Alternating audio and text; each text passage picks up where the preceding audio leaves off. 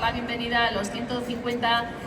adiestradores y adiestradoras de diferentes países que hasta el día 21 de septiembre van a participar en el Campeonato Mundial de Perros de Trabajo que acoge Vitoria-Gasteiz.